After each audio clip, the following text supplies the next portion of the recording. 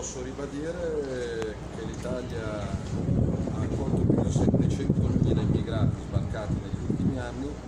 Abbiamo dato, i nostri porti sono chiusi, i nostri cuori sono aperti per aiutare questi ragazzi a tornare da casa loro. Se questa ennesima nave attraccherà, dicono a Malta, gli immigrati verranno suddivisi su altri paesi europei, finalmente era l'ora, perché l'Italia non poteva continuare a essere il campo profughi d'Europa. Quindi evidentemente il no e la determinazione e il coraggio di questo governo è servito a svegliare l'Europa.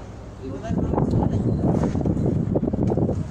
Sì, siamo qua a cercare di andare avanti e non tornare indietro.